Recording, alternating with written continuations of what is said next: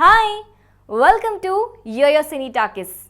చిన్నతనంలోనే పాటే తన ప్రాణమని భావించిన మధుప్రియ ఆడపిల్ల జన్మిస్తే పేద ప్రజలు పడే బాధను తన గానం రూపంలో గలమెత్తి ప్రేక్షకుల ప్రశంసలు పొందింది. సంగీతం నేర్చుకోకపోయినా తెలుగు రాష్ట్రాలలో తన గలం ద్వారా ప్రజలకు చేరువైంది. ఇక ఆడపిల్లనమ్మ అంటూ 9 ఏళ్లకే తన పాటల ప్రస్థానం మొదలుపెట్టి వచ్చిందే పిల్ల మెల్లగా వచ్చిందే అంటూ సినీ గీతాలు పాడి గాయనిగా మంచి గుర్తింపు తెచ్చుకుంది. ఈ నేపథ్యంలో అసలు మధుప్రియ సింగర్గా ఎలా మారారు అనే విషయం ఒకసారి తెలుసుకుందాం.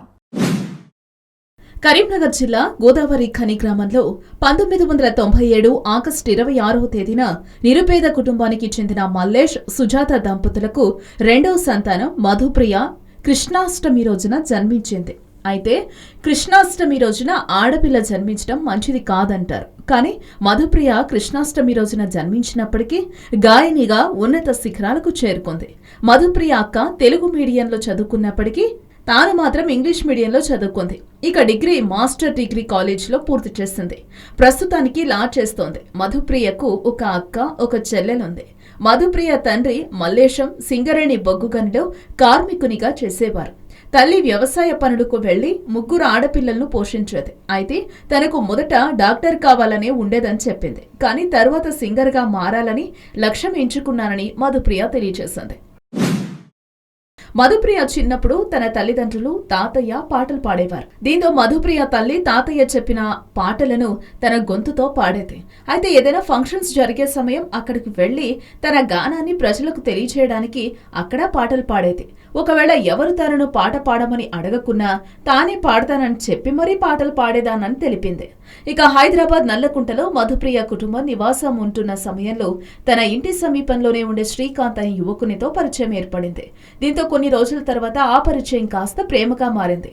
ఇక ఒకరినొకరు అర్థం చేసుకుని పెళ్లి చేసుకోవాలని నిర్ణయించుకున్నారు. దీంతో మధుప్రియకు 18 ఏళ్ల వయసున్న సమయంలో శ్రీకాంత్ ను పెద్దల సమక్షంలో వివాహం చేసుకుంది. ఆ తర్వాత వారి ప్రేమ వివాదంగా మారిన మళ్లీ సద్దుమణిగింది. ఇక జీవితం అనే పోరాటం అనే యుద్ధంలో మనకంటూ ప్రత్యేక గుర్తింపు లేకుంటే మనల్ని పట్టించుకునేవారు ఉండరని మధుప్రియ చెప్తోంది. కష్టపడితేనే సమాజం మనల్ని గుర్తిస్తుందని, లేకుంటే ఎవరూ గుర్తించరని తన అభిమానులకు తెలియజేస్తోంది. 5వ తరగతి చదువుతున్న సమయంలో తానే స్వయంగా రాసిన మధుప్రియ ఆడపిల్లనమ్మ అనే పాట పాడి అందరినీ ఆశ్చర్యపరిచింది.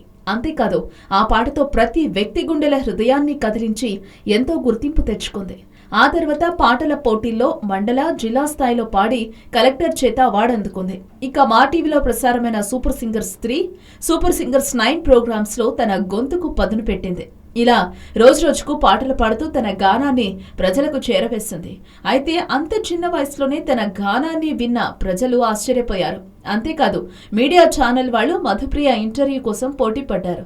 ఇక కొన్ని రోజుల తర్వాత సినిమాల్లో మొదటిసారి ముకుందా ముకుందా అనే పాట పాడింది. అలాగే తెలంగాణ ఉద్యమంలో తెలంగాణ తమ్ముడో, తెలంగాణ చెల్లెలా, ప్రత్యేక రాష్ట్రం కోసం కదిలిపోదాం రో, తెలంగాణ తమ్ముడా అంటూ ప్రజలను ఉత్తేజపరిచింది. ఇక అదే సమయంలో గద్దర్తో కలిసి ప్రజాశాంతి ఉద్యమంలో దాదాపు 22 రోజులు పాల్గొంది. ఆ తర్వాత తెలంగాణ పాటలు, బతుకమ్మ పాటలు చాలా పాడింది.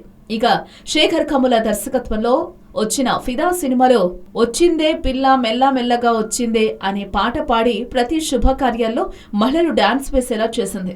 అంతేకాదు ఉత్తమ గాయనిగా ఫిలింఫేర్ అవార్డు సొంతం చేసుకుంది.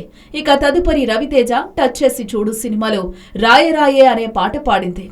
అలాగే మరోసారి రవితేజ నేల టికెట్ సినిమాలో నేల టికెట్ అనే పాట పాడింది.